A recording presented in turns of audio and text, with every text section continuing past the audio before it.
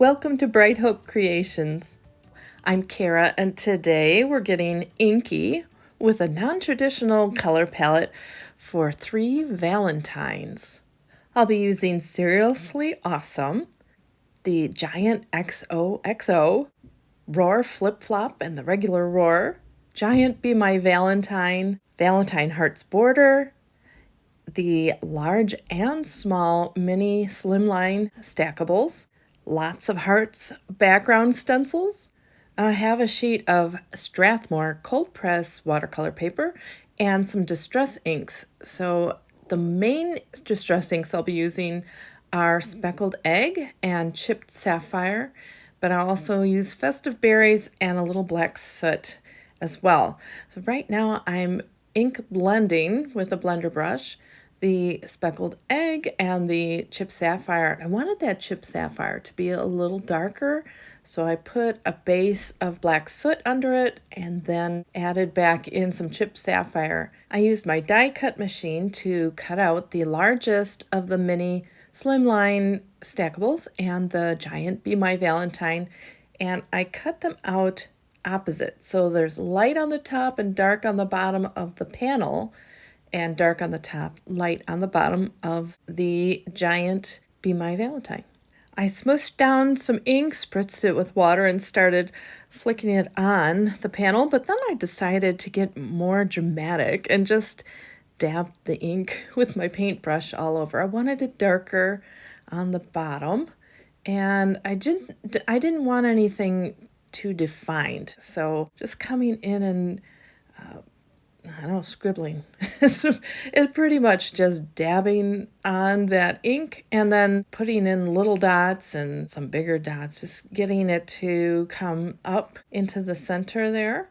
And now I'm doing the same thing with the Speckled Egg.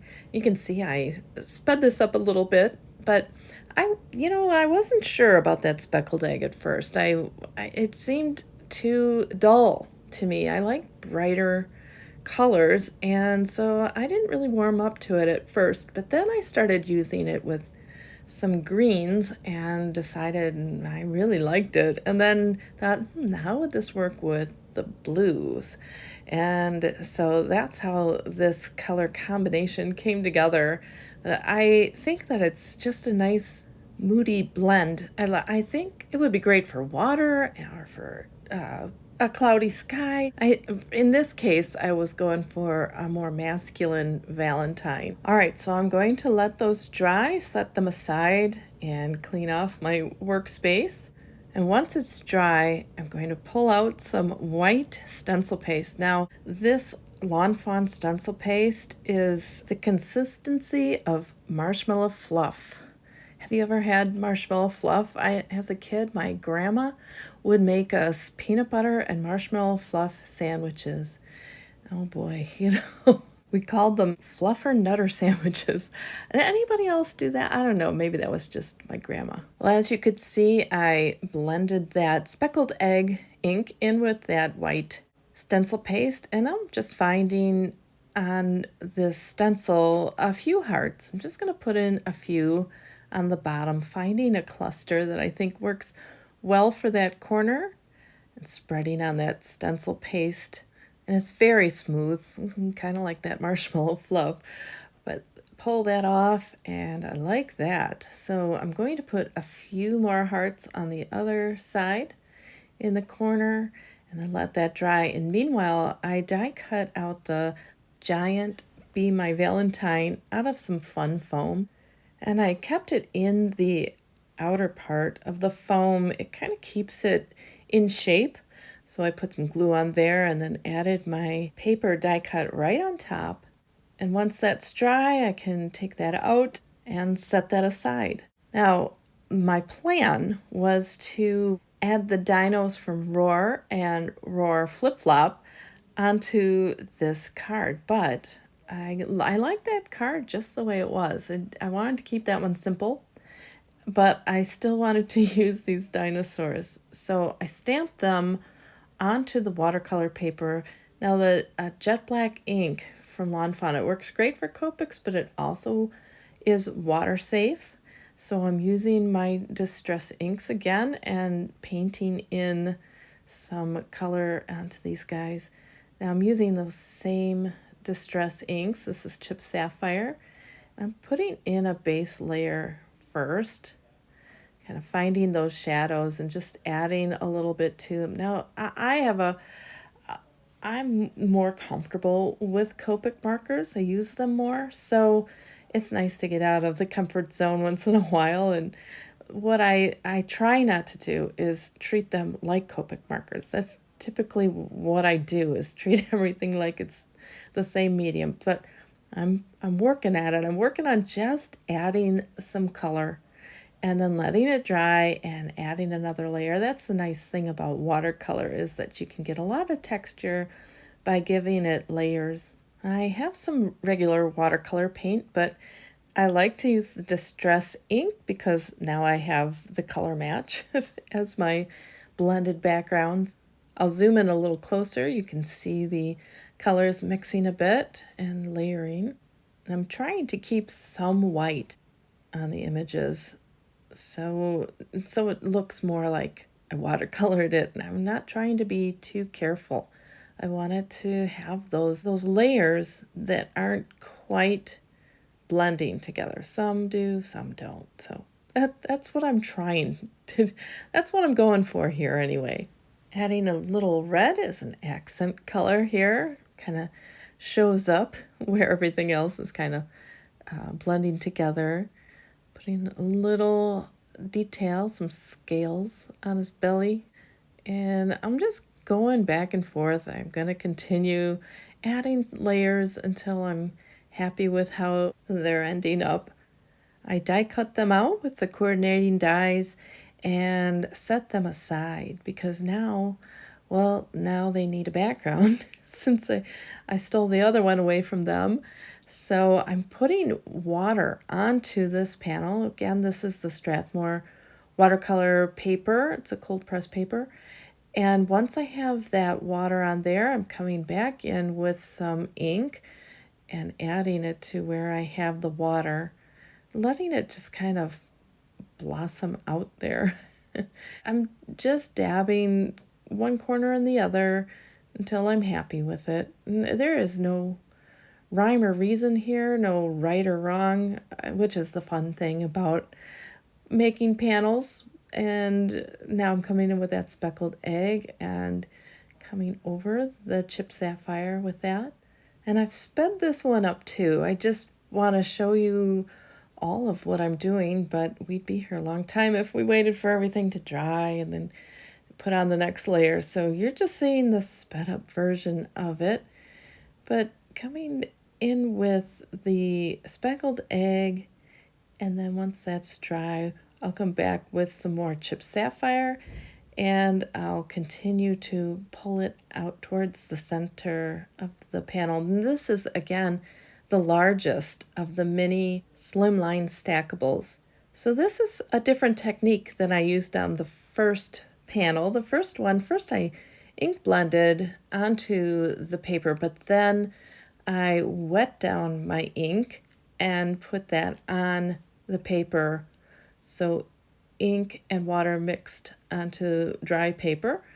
But this one, I wet the paper and then put the ink on. And again, I am layering, so I let things dry and then I add more layers. And that's the fun thing with watercoloring, is just seeing what the next layer will bring. I could have kept two distinct corners on this panel, but the way this was flowing, I decided to kind of blend it together so that it would meet and keep it soft. So I used just plain water to soften everything up and kind of gives that mottled look to it. Adding a little more color where I thought it needed it, and then I can put that aside to dry. And here are my little dinos, and I wanted to give them something to stand on. So they're going to stand on the Valentine hearts border. I'm just measuring how long I need to make this section of red Again, I added a couple of layers and I made another section because I thought I might need some more hearts. And I took those hearts out of the Roar and Roar flip-flop, but the Valentine Hearts border makes its own hearts, so I used those instead. I'm going to set everything on my panel so I can decide where to put the sentiment. So these little guys are going to be in the white space, so to speak, and put their little noses together with a heart above. And so I can decide I'm going to put that sentiment right underneath them and keep that focal area all together. On to my third card. Now, this came out of the fact that here I was making background, so hey, what about one more? This time I'm putting the ink directly onto the paper and just smushing it on there. Again, this is that same watercolor paper, and this is a smaller of the mini slimline stackables. I'm moving everything out of the way because I'm going to spray this with a lot of water and just watch it kind of flow together. Move it around just a little bit, and I will soak up some of that ink off the edges, but I'm trying not to touch it too much. It's really going to lighten up as it dries, but I just want to keep as much of the ink on there as possible. But look how much lighter it is now that it's dry. I could add more layers, but I'm going to keep this pretty soft. I'll ink blend some of the other slimline stackables to matte this piece. So a speckled egg and then a chipped sapphire one. So a couple of color matched frames. And now I'm going to cut out that panel with the giant XOXO and to cut it out of craft foam as well. And using my glue tube, I'll glue on that top of the XOXO. And this will give us a nice raised, subtle kisses and hugs sentiment right there on the background. I want a more prominent sentiment as well. So I'm ink blending a little background for this sentiment, and it comes from the Seriously Awesome. That's not an easy one to say, seriously. But it's I think you're awesome. And here's our little bowl of cereal. And I'll stamp out one of the little faces from that set as well. I colored it in with some Copic markers and a little bit of white gel pen to give it a shine. And I'm cutting it out with the coordinating die. But I'm coming back with the watercolor or the distress ink to shade it some more and give it more of that authentic watercolor look. This has just got to be one of the cutest bowls of cereal ever. I mean, seriously. All right, finishing that up, and I can put it all together, and I want that banner to go right across the XOXO. I cut a fishtail on one side, and I'm adding the little piece of foam from the inside of one of the O's to one side of my cereal bowl, and that will pop it up the same height as the XOXO. And I'm adding the second part of that sentiment right onto the panel. No, seriously. Working on that. I'm going to get there. It sort of sounds like I'm slurring. All right, well, now I can put all of my cards together. So I have card bases that are 3¼ by 6¼ That gives a nice border around the largest of the mini slimline stackables. Adding my Be My Valentine on top of this panel, and this one is done. I just thought that was enough. I'm just kind of, you can see I'm eyeballing the center there and use my fingers kind of to center it. All right, some adhesive onto the second panel and onto my card base. Glue on that Valentine hearts border. The perfect little perch for those dinosaurs. And here they are, the Roar and Roar flip-flop and a little heart that came from the Valentine hearts border. And this card is all done. All right, set that aside, and onto my third card, I'm using some tape runner adhesive to add the 2 layers of panel and also my main panel there. Add the XOXO and the centers with little glue. And then I decided to brush a little bit of chipped sapphire on the edges of that banner so it would show up a little bit. And then here comes our cute little cereal bowl. And all of my cards are finished. So 3 different ink techniques with essentially 2 ink colors. I'd love to know what new and exciting color combinations you've found, and also what kind of ink backgrounds you like to make, and which one of these ink backgrounds would you think you might use most. Thanks for watching and have a great day. Bye!